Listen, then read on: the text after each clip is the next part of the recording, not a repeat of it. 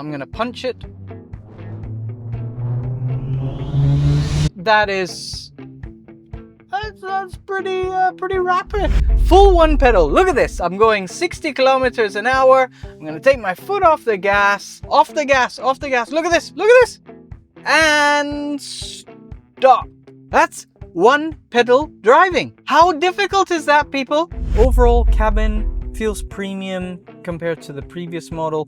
This is really nice in every aspect. Looks premium, feels premium, premium materials everywhere. Love the door cards now, they look fantastic. And the main thing is, being a Tesla, the charging network. The charging network is fantastic. It's established. So this is the 2025 Tesla Model Y. What better way to showcase what's new about it than with the old Model Y? But first, let's get started. Obviously on the front end, completely different. This is way more traditional looking, a little bit softer, smoother edges. The hood's completely different. The headlights is now split, so you've got an LED DRL that runs across the front. You've got more aero on the sides, and then you've got the split headlights. And on the front as well, you now have a front camera. So that's your major changes, obviously from the front. So what it majorly looks different. This is a just long range version, but rear wheel drive. This is long range all wheel drive. On the top, doesn't look so different, pretty similar. Obviously this has got more heavily tinted windows, and as you can see on the interior, this has got the cream, this has got the black interior. Heading onto the sides, you may say, well, it looks pretty much the same as the old model, and you would be wrong. So the mirrors are different.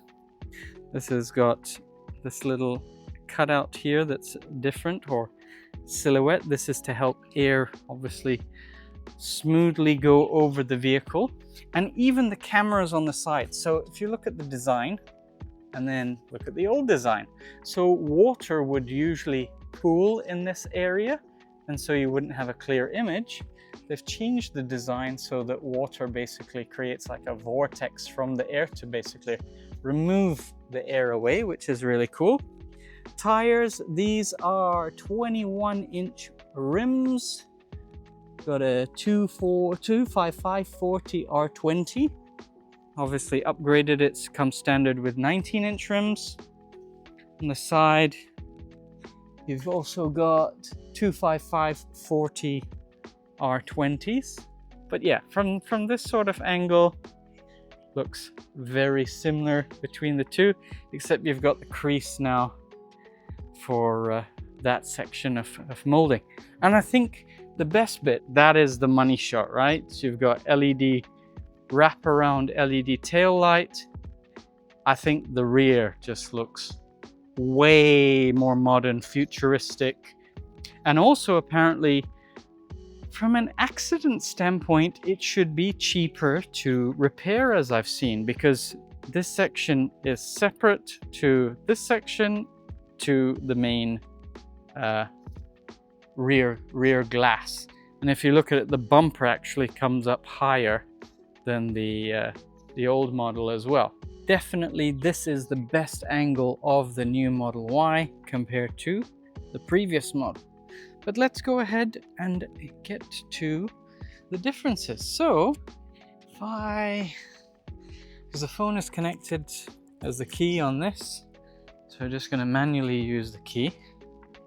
There is, like, look at that. Look at that glow, baby.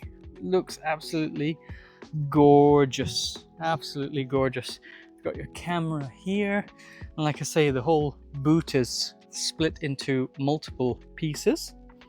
Then you've got your reverse lights is actually down here, as I understood, and indicators are there. But let me see if it will work. Kick. It does work. I have tried it before, but like I say, I'm using my phone to record, so that's probably why it's not detecting.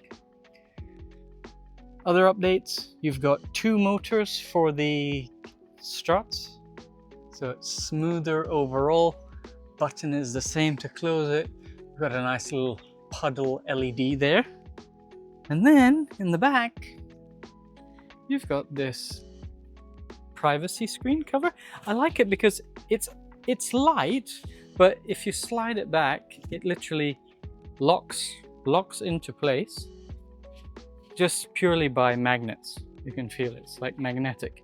And then what we can do is fold this up like so. Compact, and then you're like, oh, where's that going to go? Just pull it out. 1 second. Same thing with the rear thing. So here you've got your, let's have a look what's actually in here. I can check. Tow ball. So here you'll remove this cover and then you'll be able to fit. This is optioned with the additional tow ball package. I think it's something like 1,600 kilos that you can tow, which is pretty good. You get your charging cable. You get your triangle with also a first aid kit, I would imagine. So no spare wheel, but that's fine because over here, let's just drop that down. What do I have here? Air compressor and tire repair kit. I would show you inside, but it's sealed. Let's not open that unnecessary. But it's got like very deep pockets actually over here, like very deep. So good from a storage standpoint on this side. You've got your fire extinguisher. I would say that should be securely mounted, so it's not flying about. Mounted like so, or ideally have it in the front. You've got 12 volt SIGI outlet. And then let's get onto the rear. So major update, electronically reclining, 60-40 split. That's on that side. And it even moves the front seat forward so the seat goes down so you don't have it get caught there. Same on this side. And then you have a whopping massive amount of storage space. And as I was saying with this, so we literally just lift the cover up, then let's put it like so. Obviously much easier to do with two hands rather than one. And there you go. Ballistic amount of space in the back. So awesome in that regard. Let's jump on into the second row. Trunk closes pretty quickly as well. So door cards, new, look very nice. I love this material here. And then you've obviously got micro suede material that looks nice. New update, bigger buttons, so easier to get in and out. And down here you've got your little manual release, so God forbid you're ever in an accident, you just pop that and then you can manually open the doors. Here for the seats, so the base of the seat is considerably deeper and is at a great angle, like nicely elevated, so good support for your legs. I'm just letting things cool down because it is 48 degrees Celsius at the moment. Seats, you have adjustment here on the side, so you can tilt or recline from here. So one touch, it's going to be upright, and then you push the button. Put it back, so that's upright, and then you can push the button to get a bit more recline, which is nice. Okie doke. So as I said, I'm sitting with my butt against the back of the backrest. My legs, I know I'm of a shorter stature, but this is very comfortable. More comfortable than the previous version for sure. The map pocket is also way more premium. This is your business class rather than your economy class. like before. Over here, got integrated cup holders, which is quite nice. And then on the headliner, you have now got a cutout. So imagine your head is here. If you're a taller person, it's here. So it used to interfere with the headliner. So they basically put a cutout there, so you've got more head space overall. Got a little coat hook, nice. Little light, you can turn on and off. And then down here, which is totally new, is this screen. So obviously have the AC running at the moment. No more physical, AC vent control. It's all done here, and you can literally adjust the AC vents like so, or you can just quick pick, which is I like that. That's quite useful. It's on both sides, so if you want it on the face or if you want it to go above you. The seats are heated, unfortunately not ventilated, but you can also control. So if it's like, hey, I've got something really big, can you help me out? I can just hit the button and say fold, and then bam, seat's gonna fold down, front seat comes back, and you can say unfold.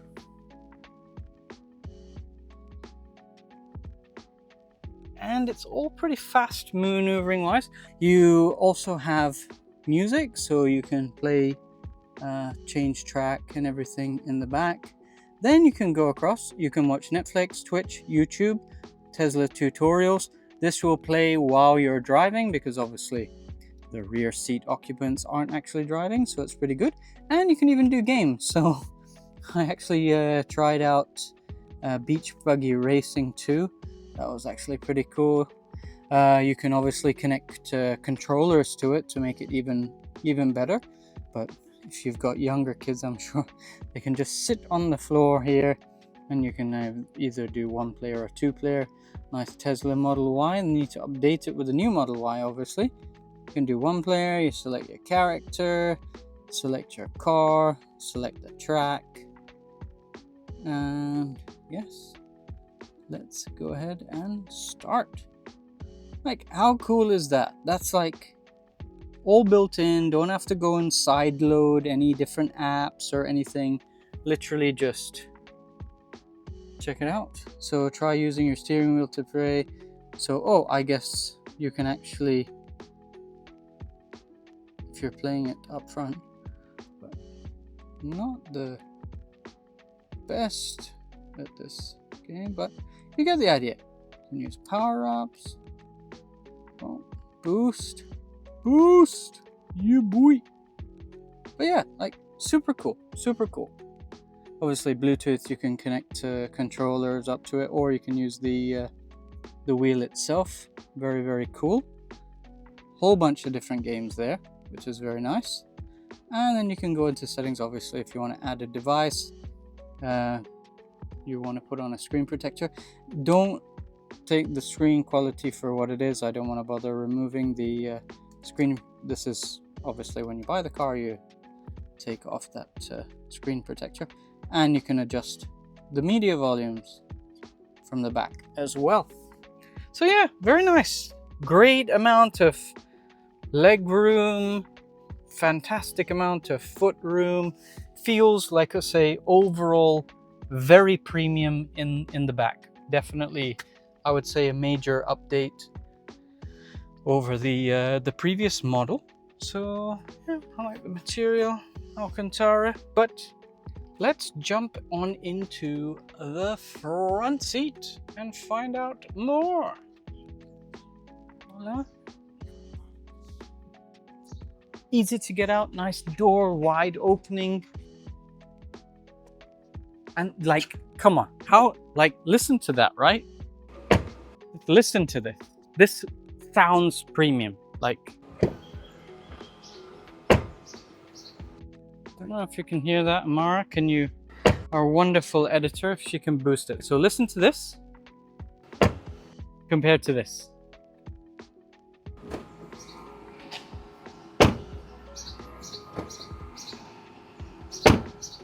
Like, this sounds way more premium overall.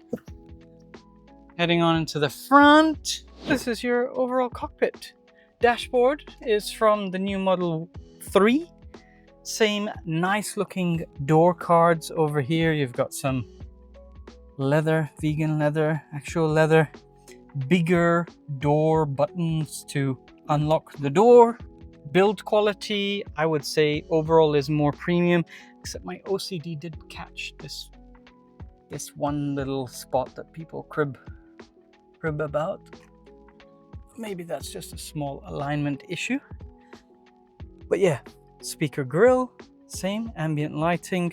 You've got this nice cloth material up here as well. Runs all along the back, and then your AC vent is literally right here. It's very, very, very minimalist. If you like that kind of thing, you're going to absolutely love it. If you don't, you might not. I like it. I don't know if I love it, but I like it, and it's definitely much better, especially here. Like, no creaks, no rattles. Like, this mechanism I don't feel was very premium before, whereas now it's got a nice soft close. That's nice and premium. Got a good amount of space. Obviously wireless chargers over here. We'll come back to the screen because there's a lot when it comes to the screen. Let's just cover the center console. So wireless chargers, you have a massive bin, like monster. I know that you can get like a little storage thingy and divider and make use of it. Down here you've got a 12-volt cigarette outlet. You've got 2 cup holders. No more cup holders, see, but that just like looks premium. And then over here you've got the glove box.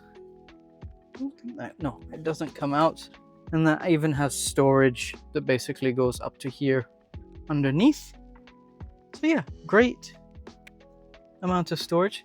The storage bins, premium. I know that over previous model they are now like felt lined all the way to the bottom, I think, compared to the previous one. So this seems more premium.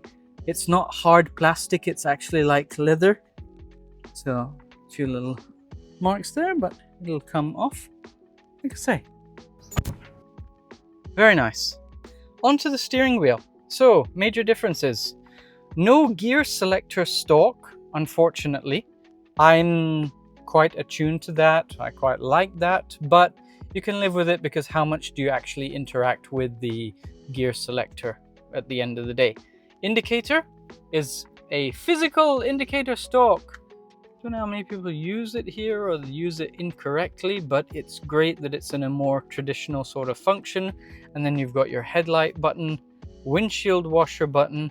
This is basically to control the media, so skip, volume up, volume down.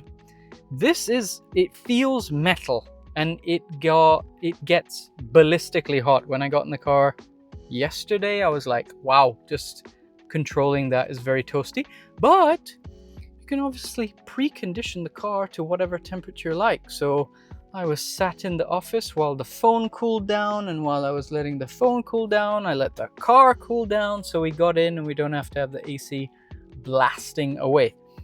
But I like the steering wheel. Steering wheel feels more sporty. It's not very big. It's a small steering wheel. You've got a nice thumb indent here on this side, which feels really nice. And yeah, overall, very nice. Seats, I think the seats are different. I don't think the seats are bolstered the same as the previous model. They do feel slightly different in the bolstering. And they are obviously perforated leather. Good amount of ventilation. It's not it's not just there for pushing a button and having a whisper on the back. Like, you can hear them, you can feel the air being pumped out, especially on the back. Usually the base is pretty decent for the airflow, but the back is not so great. The back is exceptionally great for the amount of airflow being pumped out. Starting with the Tesla app. obviously get in the vehicle. Nice sort of, I don't know if this is there on the previous one. So you've got navigation that like smoothly blends into the vehicle. Very, very simple, minimalistic layout as such. If we press on the car here, this is permanently here. This is kind of like your instrument cluster, so to speak. So when you put your foot on the brake, you have your gear selector. If we swipe up, it does this silhouette-y kind of thing. This I don't particularly like because you now have a front camera. So I would rather it just do something like that, but I'm pushing the camera button on the steering wheel, or you've got your microphone button. This is for your cruise control. I forgot to mention one press. But yeah, I would prefer it to pop up with a smaller image of the car in front of the front camera to move forward. That would have been nicer than just popping up with this. Let's go back. You've got your controls. If you want to open the frunk, didn't show that, unfortunately. I will actually quickly show you that. Open the frunk. Voila! So, washer fluid. You have an actual functional frunk. You can throw, it's got a little light here. You've got your tow hook. This is to drain. So you could go to the Bacala, buy a couple of bags of ice, throw your soft drinks in. It will probably melt extremely quickly in summer, but it's an option. Cool. For comparison's sake, let's have a look. So there you go. Washer is over there instead, and you've got these humps. So apparently same sort of dimensions. Tow hook is on the bottom instead, and you don't have a drain. So if you want to clean, like let's say you go wash the car, like now it's a bit dirty here, you want to go wash it out and water pools up here. I don't know where it's going to drain out as such. So a bit different in that aspect. Continue on. So as I was saying, this is basically your instrument cluster. You have your music, you have your gear selector over here. This is your quick menu as such. So, or your settings, sorry, it's not. Controls is for your quick menu, so fold mirrors, child lock, all of that good stuff. Weird thing is, glove box does not open. I'm presuming because it's a press car, maybe, that some important documentation they don't want you to have access to. Click here, you adjust the steering wheel, up, down, in, out, etc. Same thing with the mirrors. You can have them auto tilt, auto fold, auto dim. They are auto dimming, which is nice. You've got the car wash mode. And yeah, whole bunch of stuff. Dynamics wise, you can adjust acceleration, deceleration. We'll cover that from the driving portion as such. Charging, I charged the car yesterday from about 50 odd percent, 58, 57%, something like that. Would have cost 44 dirhams to charge it to 100%. You have this keep accessory power on phone chargers, USB port, low voltage if the battery thing. So if you want to keep your phone charging, would not recommend it given how hot it is. But you can obviously keep the AC running to keep the cabin cool. You have autopilot as well. Speed limit warning, relative speed. You can adjust the forward collision. All of this stuff, which is pretty adequate in that aspect. I'm using my phone as the key, which is pretty awesome. Really nice to see a press car actually be able to download the Tesla application, see all the functionality, use it in a more, realistic standpoint. Then you've got your lights. They're adaptive headlights, which is pretty nice. I haven't driven in a dark enough environment for the high beams to be activated. And here's for your ambient lighting. So you can choose individual colors, or you can obviously adjust that. You get an idea. So red, orange, green, blue. Let's go over to purple. I like purple. Purple looks cool. So yeah, infinite color choice with your ambient lighting. It does look very nice. And actually saying that is only actually on half brightness. Like, that is ballistically bright, actually. I didn't even realize. I thought it was on 100% brightness. So that's pretty cool. Seats, as I mentioned, heated and ventilated up front. You have one-touch controls here, so I can literally recline it as such. and I can bring it forward. And I like that it does the backrest as well as the seat, like the whole seat, rather than just doing one or the other. You can fold, unfold, all from one push. So really easy. You stop somewhere, you need that extra space. You don't have to get out, you don't have to explain. It's got that. That's very cool. Display appearance, you've got light dark, reduced blue light, happy days, blind spot camera. So in the mirror, when we get to driving portion, you will see there's like a little red LED indicator for your blind spot monitoring. Scroll wheel function. So long press left scroll wheel for quick access. So I can literally long press, fan speed, and I can just bump up. Oh, long press. Let me see, menu. Oh, and you can literally scroll through what you want it. That's cool. That's a very cool function. Defrost, open glove box. Oh, voila. I don't know why it wasn't opening before, but there you go. So long press, and then you can go through and change it to what you want it to be. I'm going to keep it on fan speed because that is kind of a critical one. Schedule. So current location, preconditioning, you can then go ahead, say at so-and-so time, you want it to precondition something, or cabin temperature, or warm up your battery. So I can say, okay, precondition by this amount of time on a Monday, I want to create something, and it will then adjust that. I have not gone and set it up, but you can set your preconditioning. Same thing with charging.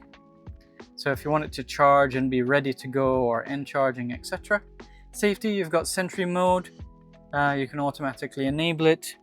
View camera via mobile app. Okay, that's cool. So you can see if anyone's bothering with the vehicle from the dash cam, it can be triggered manually, automatically, or with a honk. You can view all your dash clips, all of this stuff. You can put a pin to drive the car, valet mode. Okay, that's kind of cool.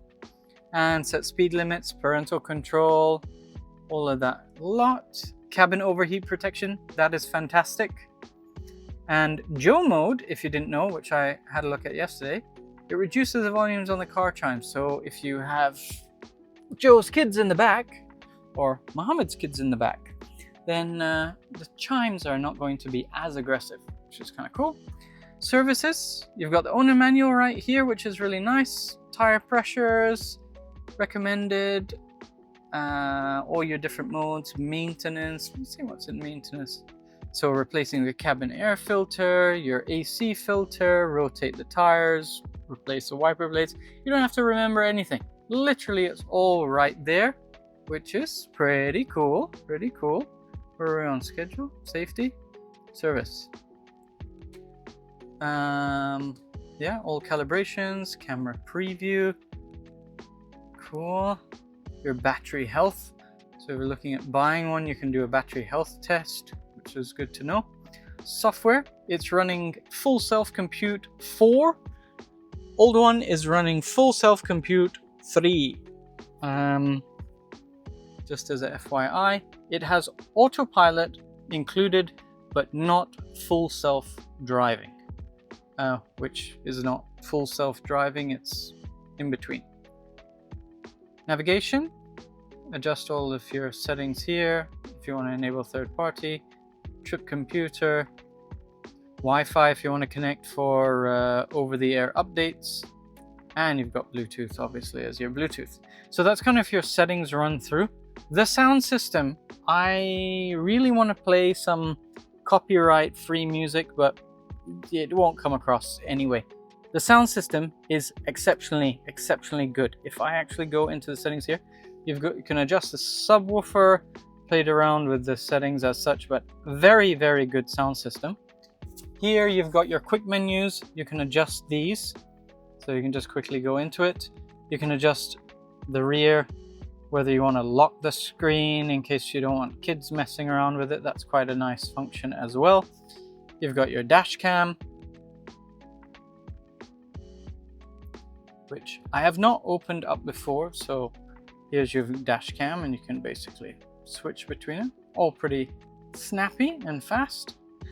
phone, your energy, which I went through previously, but this is obviously your consumption, how much the drive, how much percentage you arrive with. So you can say like, oh, I'm using a lot of climate control or the battery conditioning, for example. Very, very nice to look at and see, you know, how are you using the vehicle over 15 kilometers, 150 kilometers, 300 kilometers. Predicted range is now 369 kilometers. I'll come to that on the drive portion. You've obviously got Zoom that you can, if you can do a call, that'll obviously be while you're parked, I presume. Netflix, YouTube, Twitch, Tesla tutorials, same as in the back. So while you're charging the car, you can literally watch YouTube or Twitch live stream. This is freaking awesome. I don't know why all the EV brands are not doing this. It really doesn't make any sense. You have a massive screen, you have data connectivity, yet you do not have any apps installed to be able to consume content while you're charging. Really, really frustrating. You've got Spotify, you've got a browser that you can even use as well. You've got regular radio, you can do karaoke, toy box, whole bunch of different things that you can do. Rainbow Road, always give auto steering gauge. So if we've got auto steering gauge, it's going to Rainbow Road. Interesting. Gotta have more rainbows, rainbow accent lights. That's kind of cool. Santa, Mars, transform your map surface to Mars. Okay, kind of cool. Sketchpad, you can sketch. Like, these are all cool things that are just built in, already there to use. You don't have to side load, set anything up, literally built in, which is really, really cool. YouTube Music, TuneIn Radio, Apple Podcasts, Audible, Apple Music, all there. And your navigation. Navigation seems pretty decent. Let's say I want to go to Arabica, Dubai Mall. Decent amount of navigation there. I specifically liked Supercharger. So, wait, let me click on it. And I don't know, it's not showing here, but because it auto-calculated. But when you're clicking to the area, if you end trip, edit stop, edit trip, you could literally see the location to say that, oh, it's on the second floor and it's in zone D5. So it gives you some indication of actually where it is that you need to go. So let's say Supercharger, Dubai Mall, second floor, D5. I've just set it so that it automatically starts the navigation, but like that little, you know, intricate detail. As usual, what's your battery percentage going to be when you arrive? What's the distance? All of that. Very, very cool overall. But I think we should get on to the driving portion. So, drive portion. Yes, the Tesla does not offer a teleportation device as part of having the vehicle. We are now in GBC, the infamous circuit of testing all amazing vehicles. But first impressions from a drive standpoint, I'd read some reviews saying that people complained the previous Model Y was too firm. I didn't feel that it was too firm, but I guess suspension wise it's all relative. It's definitely on the firm side, but I think that's good because it gives you confidence from a handling characteristics rather than being mushy and all over the place. Doesn't have air suspension, so it's not complicated in that regard. It's just got regular Joe Blow coilovers, which is good. They last long. Shouldn't cost a whole lot of money if you're planning on keeping the vehicle for a long period of time. And the best portion, the bit I was waiting for, is full one pedal driving, folks. Full one pedal. Look at this. I'm going 60 kilometers an hour. I'm going to take my foot off the gas. Foot is off the gas. I'm going to turn. And look, the car, it will. I just don't want to block people. It will. Off the gas. Look at this. And stop. How difficult is that, people? How difficult is that? That's one pedal driving. That's how one pedal driving should be. Finally. I don't know if it's patented or something, but I'm telling you, one pedal driving. This is how it should be. From a dynamic standpoint, you've got acceleration as chill or standard. I think there's some like performance upgrade options. This is the long range all-wheel drive, not performance model. That means it'll do 0 to 100 kilometers an hour in 4.4 seconds. Oh wait, let's bring up the browser. Let's go cache. We're looking at the long range all-wheel drive. Yeah, 4.8 seconds. Claimed range WLTP, which we know is not realistic, is 586 kilometers. I think realistically 500, 450 if you're in the city. If you're doing highway, middle of summer, high speed, we all know any electric vehicle is going to suffer at high speed for long periods of time, plus the AC blasting away to keep our bodies nice and cool. We are now onto the driving portion in our infamous suspension test area. Suspension, like I say, the bump is there, you know it's there, it's firm, but it's compliant. It sounds solid, it sounds premium. Not bad. This is the monster. I'm gonna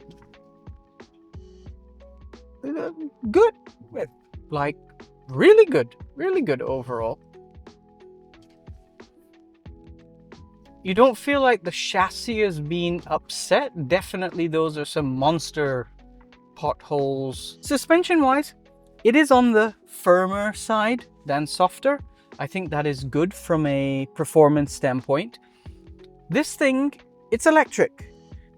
It weighs almost 2 tons, 1.9 something tons. It'll be on screen. I don't know what they've done from a handling standpoint, but it feels really responsive. It just gives you like a great amount of unnecessary feedback where you are on the road, but like it's confidence inspiring in that it's very agile, it's nimble, given you're in some sort of mini SUV. It's got a bit more ground clearance. It's not a sedan at the end of the day, right? So I really like that overall. Seating position and the seats, the ventilation is excellent. Most ventilated seats are not that great. These really do keep your tushy cold, and especially the back performance is good. You do have, I think there will be 12-way. You've got front, back, tilt back, 4, and then 4-way adjustment, so 8-way adjustment for the seats. Not the biggest fan of doing the adjustment with the steering wheel electronically, but I mean, you set and forget. But otherwise, pretty good. The A-pillar is a little bit on the chunkier side. So if you're approaching roundabouts, you sometimes catch yourself like having to look around the pillar, or maybe it's just like my seating position to get used to as such.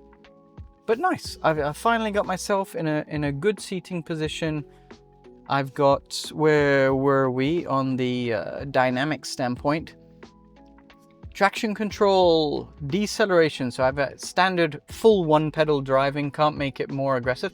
I wish they would just allow the user to say, I want my teeth to fall out of my skull if I slam on or take my foot off the accelerator pedal. You know, allow you to basically choose how aggressive it is. But at least it's full one pedal driving, which is fantastic. Acceleration, standard, as I mentioned, there's a performance mode. Traction control, you have auto. It's fine on the road. This is not something to be driving sporty or whatever. It's great in that aspect on like interlocking. Off-road assist. Now, I would like to have an option that if you're saying there's off-road, we all know there's sand. And we've all probably seen videos of Khalud, Abud, Hamud driving their Teslas off-road. Maybe Tesla don't want you doing that, but like a traction control off completely button would be nice so that you can see how it is off-road. Now, let's go from a little acceleration standpoint. I am doing a 60 kilometers an hour. I'm gonna punch it. That's pretty rapid. That's pretty cool. So definitely plenty of oomph. All-wheel drive, obviously, at the end of the day. Steering, I have it in light, but like it just, like the car, it just feels agile. It feels nimble, even though it's pretty big, but it's not that heavy, which is great. Let's move over one lane. We've got a Corolla coming up at high velocity. Must be in a rush somewhere. Let's move over and move over one more lane. Now, from a software standpoint, I think it's mentioned Autopilot is included. So from a cruise control standpoint or driving assistance or whatever, you have nothing. You have Autopilot, which is like cruise control, lane keep assist, adaptive cruise control, all of those sort of usual safety features. And then you have FSD, which will actually, it has stopped. Yeah, adaptive 2.0. Sorry, it has adaptive 2.0, which I mentioned. Full self-driving, theoretically, will mean it can just drive autonomously once that law is passed and everything is hunky-dory. I don't think it'll happen in a while because no company wants to take responsibility for that, which is understandable. One other thing to mention, you've got blind spot monitoring now. Let this car come up on my side. You can see here the little red light, which is a nice addition. I know someone was complaining they bought a car recently, 360 camera, all the features, but it didn't have blind spot monitoring. I don't really feel the need for it. I have mirrors and eyeballs. I'm pretty good in that aspect. But let's put the cruise control on. So we're on 100 kilometers an hour. It's going to accelerate. I want to move over. The Yaris is moving over. Let's move over here. No, of course. It's kind of busy now. So, sorry, I'm gonna have to disable this just so that I can get over and do the route that I want to do. The indicator is a little bit strange. So you put the indicator on and it isn't just for 3 seconds or 5. Well, it was this time around. I've had some like mixed impressions with it. Anywho, back to cruise control. So we're on cruise control. The motorcycle is driving away. It's going faster. Accelerate, accelerate. It's just very slow. Okay, let's up the speed to... It's still very slow, doesn't want to... It's still... Oh, now there is nothing on the road. The acceleration is still very slow. So I don't know if it's just because it's autopilot and not FSD. There's a little dip in the road here. Amazing. Like driving this in a spirited manner, really, really, really, really, really nice. I really, really like it in that aspect. But the cruise control or autopilot, not so great. And I thought, given that you have FSD and all of that stuff, maybe it needs to learn, or it needs an update or something along the ways, but not the most thingy. Like, okay, let's bump up the speed again. 95. It is gonna automatically brake. I don't have my feet anywhere whatsoever. I'm gonna indicate. Gives you a little nice display when you're changing lane. Nice thing. We're gonna go around the corner. But see now, he's accelerating. The gap is getting bigger. The gap is so huge, and you're not accelerating. It's kind of annoying, and people jump in front of you a lot. See, I'm on like 95 and it's still not accelerating. So yeah, not the greatest. Don't particularly use it, but just wanted to highlight that. This is obviously a bigger bump. I'm going over at 20. Nice, subtle, soft. I really like it. Soft but compliant. Acoustically wise, other thing that I want to mention is you've got obviously the acoustic glass on the back, which is meant to improve the NVH, noise vehicle harshness, to reduce sounds overall, etc. I don't feel the old one was particularly noisy, but I didn't have it for review. I've driven a few here and there.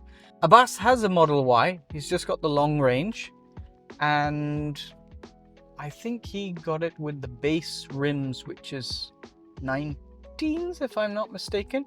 Whereas this one, if we have a look, is the long range, and it's stealth gray.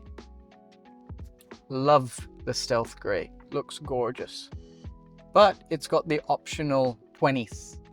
So less profile tire. I did mention what they were earlier, but the profile of the tire will mean it gives you a more agile, direct feeling because there's less rubber, but it is also going to introduce noise to the cabin overall.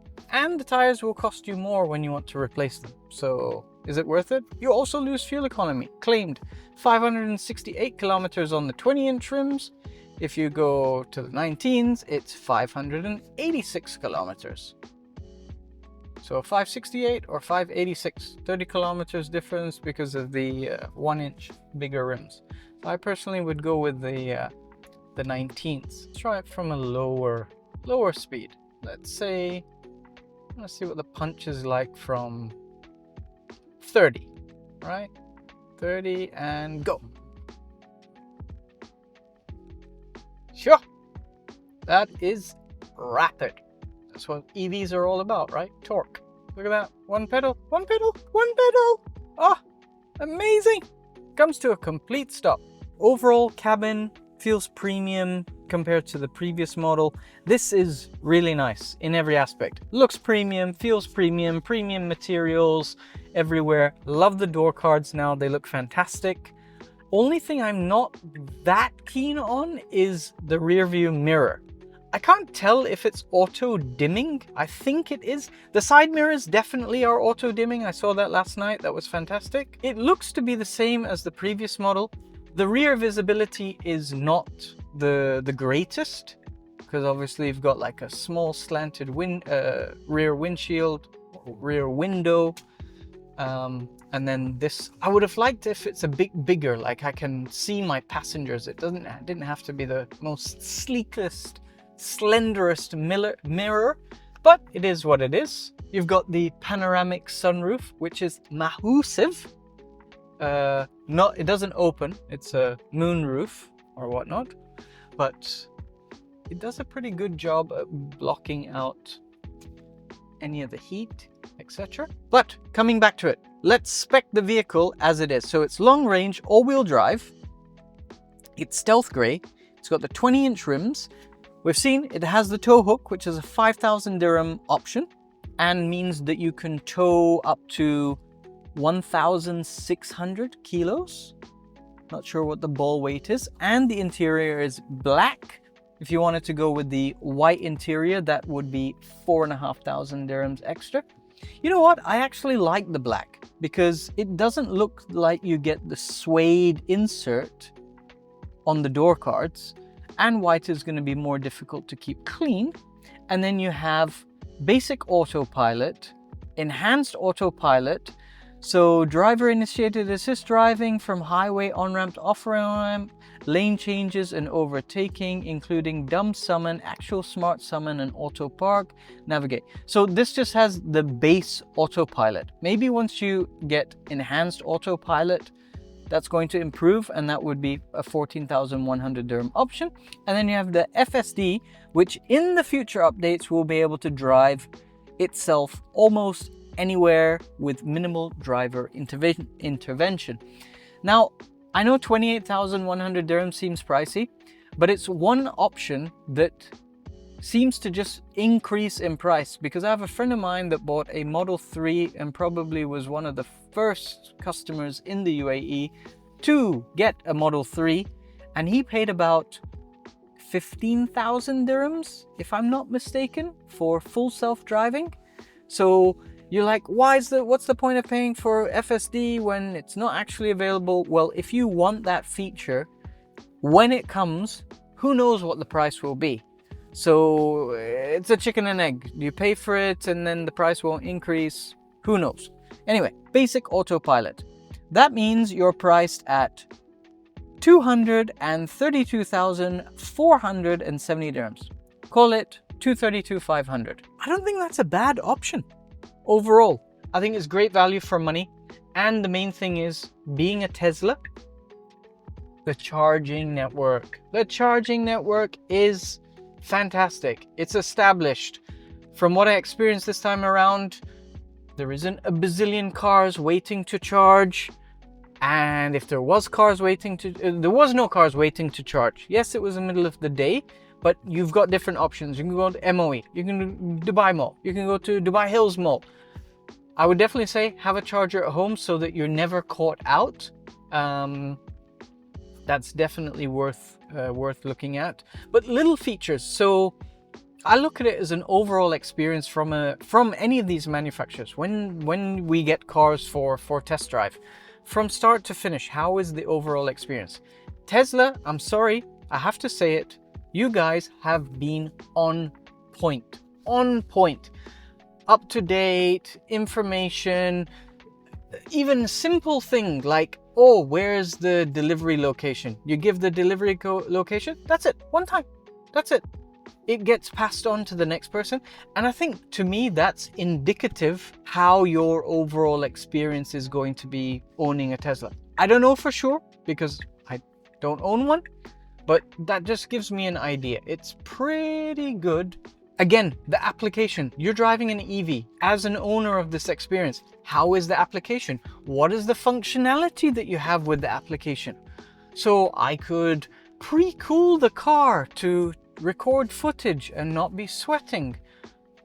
No other EV brand has given me that option to say, oh yeah, here's the app. And the simplicity, literally create an account, one link, click, car is linked, use the phone to unlock the doors. Amazing, really good in that aspect. So all of those little things from like a functionality standpoint. The one feature, a friend of mine that bought a Model Y, unfortunately the previous generation, but she bought a Model Y, you know, totally new to EVs and everything.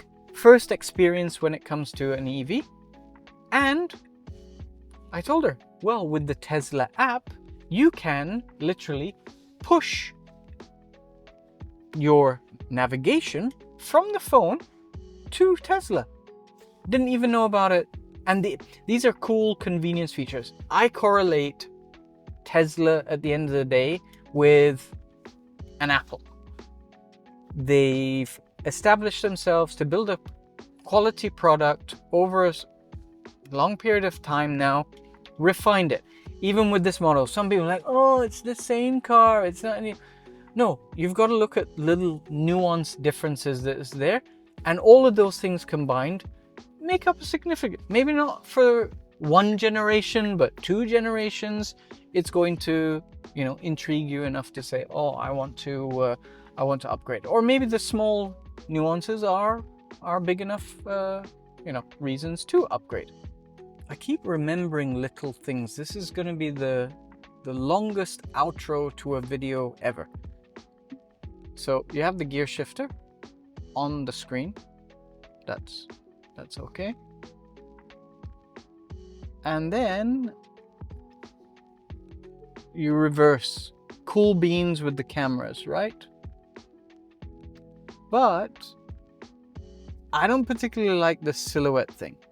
When you go to the forward, now the forward camera is working. I've had the scenario where basically the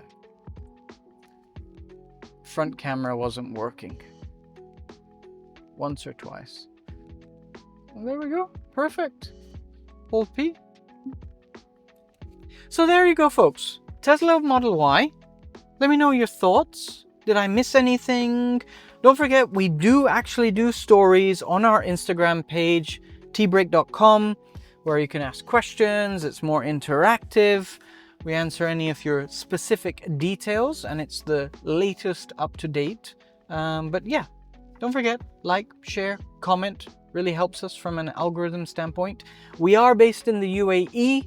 We would like to share news, content, information with a UAE audience about how things are.